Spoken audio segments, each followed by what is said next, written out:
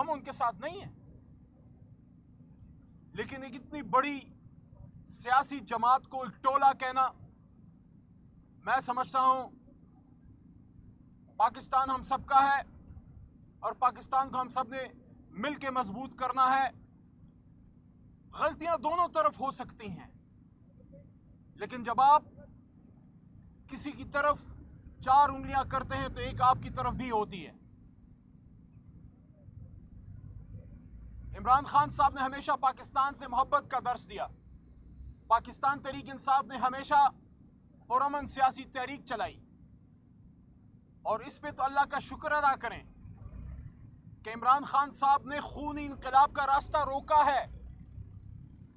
اگر پاکستان تحریک انصاف نہ ہوتی، یہ قوم کب کی ظلم کے خلاف کھڑی ہو چکی ہوتی.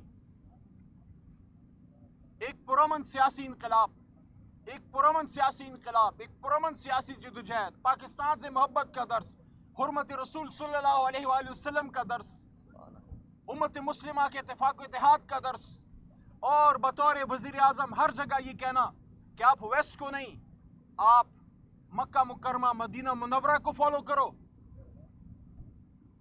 آپ کے لیے زندگی میں سب سے بڑا لیڈر حضور نبی کریم صلی اللہ علیہ وسلم ہے، یہ کہتا ہوا چلا گیا یہ آدمی. آج آپ اس کو انتشاری ٹولہ اگر کوئی کہتا ہے، یہ بالکل غلط بات ہے. ہم خود یہ ڈیمانڈ کرتے ہیں.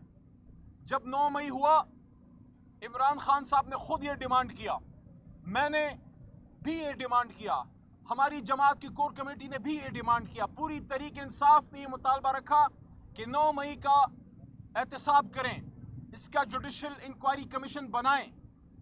کل جو D G I S P R صاحب نے جوڈیشل کمیشن کی بات کی ہے، ہم تو کب سے یہ بات کر رہے ہیں، بالکل یہ ہونا چاہیے. لیکن اس پہ بہت بڑا سوال بنتا ہے کہ کس کس چیز کا ہونا چاہیے.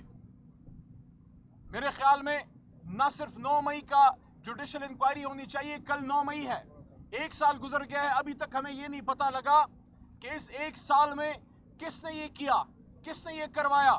عمران خان صاحب تو پرامن آدمی ہیں. جس دن عمران خان صاحب کی گرفتاری ہوئی، اس کے بعد جو کچھ ہوا، پوری قوم سوال کرتی ہے کہ ایک پرامن سیاسی جماعت پہ دہشت گردی کا ٹیگ کیوں لگایا گیا. عمران خان صاحب کو جس طریقے سے ہائی کورٹ کے احاطے سے اغوا کیا گیا، ایک سابق وزیر اعظم کو کالر سے کھینچ کے اغوا کیا گیا. کیا پاکستان کے سابق وزیر اعظم کی 25 کروڑ عوام کے لیڈر کی کوئی عزت نہیں ہے؟ ایک تو لیاقت باغ میں شہید ہو گیا، دوسرا پھانسی چڑھا دیا گیا، تیسرے کو پنڈی میں شہید کروا دیا گیا، ملک دشمنوں نے کیا یہ سارا، اور چوتھا وزیر اعظم گولیاں کھائے اڈیالہ بیٹھا ہے.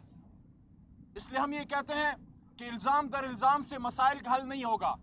مسائل کا حل چاہتے ہیں تو ٹیبل پہ بیٹھ کے گفتگو ہونی چاہیے کہ یہ کیا ہوا، یہ کیوں ہوا، یہ کس نے کیا. اور اگر اس ملک میں کسی چیز کی انویسٹیگیشن ہونی ہے تو سب سے امپورٹنٹ چیز وہ یہ ہے کہ 8 فروری کے الیکشن پہ ڈاکہ کس نے ڈالا، کیوں ڈالا گیا، اس کی انویسٹیگیشن ہو. اور اس سے بھی زیادہ اہم، ایک منتخب حکومت کو رات کے 12 بجے جب بھیجا گیا تو ایک بین الاقوامی طاقت کی ایما کیا اس میں نہیں تھی؟ کیا اس میں بلیٹنٹ انٹرفیرنس نہیں تھی؟ یہ بات تو سب نے، نیشنل سیکیورٹی کمیٹی نے ایکسپٹ کیا تھا کہ اس میں بلیٹنٹ انٹرفیرنس تھی. اس کی انویسٹیگیشن نہیں ہونی چاہیے کہ پاکستان کے اندر کون سے وہ لوگ تھے جو اس مداخلت میں جنہوں نے اپنا کندھا دیا. ہماری تو یہ توقع تھی کہ 8 فروری کا الیکشن ہوگا، قوم اپنا فیصلہ کرے گی اور قوم کو ایک نئی راہ ملے گی، سیاستدان سیاست کریں گے، ادارے اپنے کام سے کام رکھیں گے، اور جو سیاست میں بے جا مداخلت کی وجہ سے الزامات لگتے ہیں دوسری طرف، جب سیاسی قوتیں آپس میں بیٹھ کے مسائل کا حل نکالیں گی تو وہ لوگ بھی اپنے کام سے کام رکھیں گے اور ان کی طرف پھر الزامات نہیں ہوں گے. لیکن اگر آپ اس طرح سے بات کریں گے تو پھر تو جواب آئے گا. کل جماعت کی طرف سے جواب آیا، یہ ایسا نہیں ہونا چاہیے. اور ایک اور بات، جو فیکٹس اینڈ فگرز کل پیش کیے گئے ہیں کہ اتنے لوگوں نے تحریک انصاف کو ووٹ کیا ہے، وہ کوسچنیبل ہیں. یہی تو سارا مدعا ہے، یہی تو ساری ہمارے کیس کی بنیاد ہے کہ ہم یہ سمجھتے ہیں کہ ہم 2/3 سے بھی زیادہ سیٹیں ہم نے جیتی ہیں. سپریم کورٹ میں ہماری پٹیشن پڑی ہے، چیف جسٹس صاحب سے استدعا ہے کہ آپ اس پہ سو موٹو نوٹس لیں، جوڈیشل کمیشن بنائیں اور اس کی اسکروٹنی کریں، اس کا آڈٹ کریں کہ 8 فروری کے الیکشن میں کیا ہوا. چیف جسٹس صاحب آپ نے فرمایا تھا کہ پتھر پہ لکیر ہے. 8 فروری کا الیکشن پتھر پہ لکیر ہے, تو پتھر پہ اس لکیر کے اوپر فارم 47 کا رنگ کس نے چڑھایا؟ قوم اس کا سوال پوچھتی ہے. اور آخری بات, اس کے بعد مروت صاحب اپنی بات کریں گے. آخری بات جو بہت اہم ہے, بسد احترام, یہ فوج ہماری فوج ہے, یہ ادارے ہمارے ادارے ہیں. پاکستان کو مضبوط کرنا ہے تو فوج کو مضبوط کرنا ہوگا. ہم تو مضبوط کرنا چاہتے ہیں, لیکن ہماری استدعا یہ ہے کہ اگر ایسی بات ہوگی تو قوم کی طرف سے پھر بات آتی ہے, جماعت کی طرف سے پھر بات آتی ہے. ہم تو چاہتے ہیں معاملات بہتری کی طرف جائیں, معاملات حل ہوں, 9 مئی سے قوم آگے جائے, پاکستان ترقی کرے, انویسٹمنٹ آئے. لیکن اگر یہ رویہ ہوگا تو پاکستان میں سیاسی عدم برداشت ہوگی. پاکستان میں سیاسی طور پہ جب سٹیبلٹی نہیں ہوگی تو آپ مجھے بتائیں باہر سے کون پیسہ بھیجے گا؟ ایک ایسے ملک میں جس کا ایک برانڈ ہے عمران خان. اگر عمران خان کو آپ نے اڈیالہ میں ڈال کے رکھا ہوا ہے اور سمجھتے ہیں کہ پاکستان تحریک انصاف جو ملک کی سب سے بڑی جماعت ہے اس کو سائیڈ لائن کر کے ملک ترقی کرے گا, یہ خام خیالی ہے. جتنا اس ملک کے لیے آئین ضروری ہے, جتنا اس ملک کے لیے فوج ضروری ہے, نیوکلیئر ٹیکنالوجی ضروری ہے, اتنی اس ملک کے لیے بڑی سیاسی جماعتیں ضروری ہیں, قومی سیاسی جماعتیں ضروری ہیں, قومی لیڈر ضروری ہیں. اور 8 فروری قوم نے کیا فیصلہ کیا اس کو سمجھنے کی کوشش کیجئے. DGIS پیار صاحب, بسد احترام, آپ ہمارے اپنے ادارے کے ترجمان ہیں, آپ کی وردی ہماری وردی ہے, ہم اس کو عزت دیتے ہیں. لیکن شاید سمجھنے میں غلطی ہوئی کہ 8 فروری کا جو الیکشن تھا اس میں قوم نے یہ نہیں کہا کہ 9 مئی کو جو زیادتی کسی نے کی ہے, کسی نے اگر جلاؤ گھیراؤ کیا ہے, قوم نے اس کو سپورٹ نہیں کیا. قوم نے یہ کہا 8 فروری کو وہ عمران خان صاحب اور تحریک انصاف کو ووٹ ڈال کے کہ 9 مئی کا الزام عمران خان پہ غلط ہے, کہ 9 مئی کا الزام تحریک انصاف پہ غلط ہے. قوم نے 8 فروری کو فیصلہ سنایا کہ تحریک انصاف پرامن جماعت ہے, عمران خان پرامن آدمی ہے. جتنے لوگوں نے تحریک انصاف کو ووٹ کیا انہوں نے جلاؤ گراؤ کے سپورٹ میں ووٹ نہیں کیا, بلکہ انہوں نے اس الزام کو 8 فروری کو دھویا. اس لیے ہم کہتے ہیں کہ 8 فروری کو وہ الزام پاکستان کی عوام نے دھو دیا کہ عمران خان صاحب پرامن آدمی ہیں.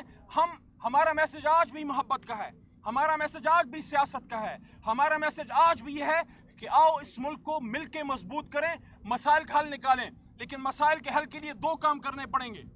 عمران خان صاحب کو اس قید سے, اڈیالہ سے, جس کو گوانٹانامو بے بنا دیا گیا ہے, کہ آج ان کے وکلاء کو, مجھے, مروت صاحب کو, یہاں عاصم صاحب کو, یہاں ہمارے بہت سے اور دوست موجود ہیں, کسی کو نہیں ملنے دیا گیا. تو عمران خان صاحب اور اسیران کو رہائی دیں, یہ غلط کیسز 9 مئی کے ختم ہو. خواتین جیلوں میں بیٹھی ہیں, وہ بچیاں ہیں, اس قوم کی بیٹیاں ہیں. سنم جاوید چھوٹی بچی ہے, اس قوم کی بیٹی ہے. عالیہ حمزہ فارمر MNA ہے, وہ پارلیمنٹری سیکرٹری رہی ہے, اس کی رہائی ہونی چاہیے. یہ بچیوں کی رہائی ہونی چاہیے. 85 سالہ doctor Yasmin Rashid cancer survivor ہے, اس کی رہائی ہو اور مینڈیٹ کی واپسی ہو. پھر وہ بیٹھ کے بات کرتے ہیں اور اس ملک کو مل کے مضبوط کرتے ہیں. انشاءاللہ پاکستان مضبوط ہوگا, لیکن سچ کے ساتھ مضبوط ہوگا. جوڈیشل کمیشن بنانا ہے, بالکل بنائیے, لیکن اس میں یہ نکتہ ہونا چاہیے کہ 8 فروری کے الیکشن میں کس نے الیکشن پہ ڈاکہ ڈالا ہے. باقی ہم سب ایک ہیں, ہمارا دشمن اس طرف نہیں اس طرف ہے, بارڈر پار سے وہ ہماری طرف دیکھ رہا ہے کہ ہم مل کے پاکستان کو مضبوط کرتے ہیں یا ایک دوسرے کے گریبان میں ہاتھ ڈالے رکھتے ہیں. بہت شکریہ.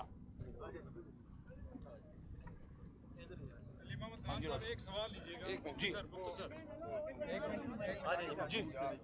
جی سوال لیجیے گا کہ PAC چیئرمین کا معاملہ ابھی تک لٹکا ہوا ہے اور PTI کے جو رہنما ہے وہ کہہ رہے ہیں کہ شیخ وقاص اکرم کا نام فائنل ہوا ہے, مروت صاحب کا نام ڈراپ ہو گیا ہے. آپ کا نام بھی ظاہر ہے اس میں شامل تھا. یہ بتائیے گا کہ کیا یہ خبر درست ہے, شیخ وقاص اکرم کا نام فائنل ہو چکا ہے, مروت صاحب کو 2 دن سے ملنے بھی نہیں دیا جا رہا؟ میں عرض کرتا ہوں, دیکھیں میرا نام اس میں نہیں تھا.